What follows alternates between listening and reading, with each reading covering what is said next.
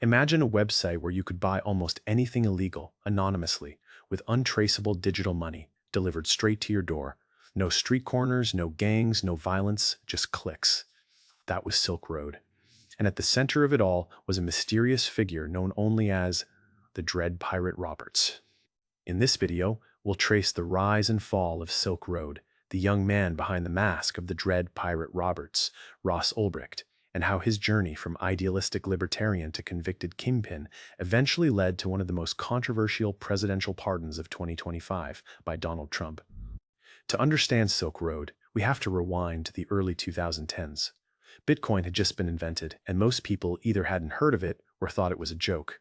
But to a small group of cypherpunks and libertarians, Bitcoin was something more, a tool to escape government control over money, and maybe over everything. Ross Ulbricht was one of those people. Born in 1984 in Texas, he was smart, curious, and deeply influenced by libertarian thinkers like Ludwig von Mises and Murray Rothbard. He believed that voluntary trade between consenting adults should never be a crime. Government, in his view, had far too much power over people's lives and choices. After college, Ross bounced between paths, physics, engineering, and eventually entrepreneurship. He tried starting a used book business and dabbled in various projects, but nothing truly stuck. Behind the scenes, though, an idea was forming. An online marketplace that would exist beyond the reach of any government, powered by Bitcoin and hidden from normal internet users. That idea became Silk Road. Launched in early 2011, Silk Road lived on the dark web, accessible only through special software like Tor, which hides users' locations and identities. Instead of credit cards or PayPal, it used Bitcoin, which at the time was seen as a nearly untraceable digital currency. It was the perfect combination for anonymous trade. At first, Silk Road was small, a handful of listings, a few curious early adopters. But word spread quickly in online forums and among people who wanted to buy drugs without dealing with cartels or street dealers. The marketplace grew into a kind of eBay for illegal substances, user ratings, reviews, dispute resolution, and customer service, just for heroin, LSD, and cannabis instead of electronics and clothes. The man running it all called himself the Dread Pirate Roberts, a reference to the movie The Princess Bride, where the name is passed down from one person to another, creating an immortal legend. The alias sent a message: even if one person was caught, the idea and the marketplace would live on. In reality, though, in these early days, almost everything led back to one person, Ross Ulbricht. Dread Pirate Roberts created a strict set of rules for Silk Road. No child pornography, no stolen credit cards, no violent services like contract killings. But drugs? Almost anything was allowed. Ross argued that Silk Road actually reduced violence by moving the drug trade online, away from gangs and cartels. To supporters, he was a visionary fighting for freedom. To law enforcement, he was a digital drug kingpin. As Silk Road exploded in popularity, it attracted media attention, and with it, serious scrutiny. Journalists wrote about the Amazon of drugs. Bitcoin's price surged as more people used it to buy and sell on the site. Behind the scenes, agencies like the FBI, DEA, Homeland Security, and the IRS all launched investigations. Multiple task forces were created with one goal: find the Dread Pirate Roberts. The hunt wasn't easy. Tor masked IP addresses. Bitcoin wasn't easy to trace back then. And Ross was careful using encryption, aliases, and compartmentalized identities. But he wasn't perfect. Over time, small mistakes added up. An early forum post that mentioned Silk Road and used Ross's email address, activity logs, and digital breadcrumbs scattered across the internet. By 2013, investigators had a strong suspicion that Ross Ulbricht was the man behind the Dread Pirate Roberts persona. They tracked server locations, monitored chat logs, and even infiltrated Silk Road as vendors and buyers. Some agents went undercover, building trust with DPR and gathering evidence from the inside. The digital cat-and-mouse game was starting to tilt in law enforcement's favor. On October 1st, 2013, it all came crashing down. Ross Ulbricht was arrested in a public library in San Francisco. Agents moved in while he sat at his laptop, logged in as Dread Pirate Roberts. They had to take him while the computer was open so they could access the admin panel and encrypted files. A moment of inattention, just seconds, sealed his fate. Silk Road was seized and shut down.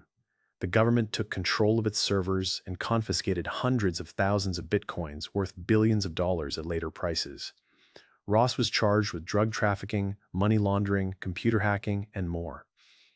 Some allegations involved alleged murder-for-hire plots, though no one was ever physically harmed in those supposed incidents, and those specific charges were never brought to trial.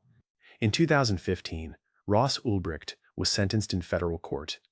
The judge handed down a punishment that shocked many: 2 life sentences plus 40 years, without the possibility of parole. For running a website, supporters argued that violent criminals often receive less time. Prosecutors argued that Silk Road enabled massive global drug trafficking and that Ross's leadership justified the harshest penalty possible. As years passed, Ross became a symbol in online communities. To some, he was a reckless criminal who profited from addiction and broke the law on a massive scale. To others, he was a political prisoner, punished not just for his actions, but for his ideas about freedom, privacy, and limiting government power. His family launched a campaign, Free Ross. They gathered signatures, filed appeals, and pushed for clemency. Meanwhile, Silk Road itself refused to truly die. Copycat sites and successors emerged on the dark web. Other markets tried to replicate the model, some even more ruthless and chaotic. Law enforcement agencies kept shutting them down, but the basic idea Ross helped pioneer anonymous online marketplaces using cryptocurrency had already changed the internet forever. Appeals for Ross Ulbricht failed. Courts upheld his sentence, but his supporters kept pushing, focusing their efforts on the one remaining option: a presidential pardon or commutation. Over the years, celebrities, politicians, technologists, and civil liberties advocates spoke out. They argued that Ross's sentence was wildly disproportionate, especially as attitudes toward drugs and Bitcoin evolved. Then came 2025. After years of public debate, petitions, and lobbying, former President Donald Trump, now back in office, issued one of the most talked-about pardons of his new term: a full pardon for Ross Ulbricht, the man once known as the Dread Pirate Roberts. Overnight, Ross went from serving life without parole to a free man, walking out of prison after more than a decade behind bars. The reaction was immediate and polarized. Supporters celebrated the pardon as a victory for criminal justice reform and a correction of an excessively harsh sentence. Critics argued that the pardon sent the wrong message about drug trafficking and online crime. Some saw it as a political move to appeal to libertarian and crypto-friendly voters. Others viewed it as simply the righting of a moral wrong, regardless of politics. Ross Ulbricht's story raises difficult questions. Should building a website that others use for illegal purposes carry the same punishment as physically running a cartel? How should we treat nonviolent offenders in a digital age? And what happens when technology outpaces the legal and moral frameworks built for a different era?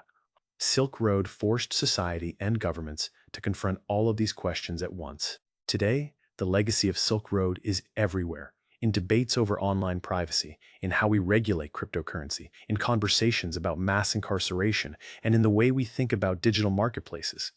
Ross's journey from idealistic coder to Dread Pirate Roberts, from life in prison to a presidential pardon, has become a modern legend about power, technology, and consequence. So what do you think? Was the Silk Road founder a dangerous criminal who got lucky with a pardon, or an over-punished idealist caught between old laws and new technology?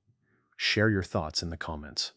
And if you found this deep dive into the rise, fall, and redemption of the Dread Pirate Roberts interesting, consider subscribing for more stories that explore the hidden histories behind the digital world we live in today.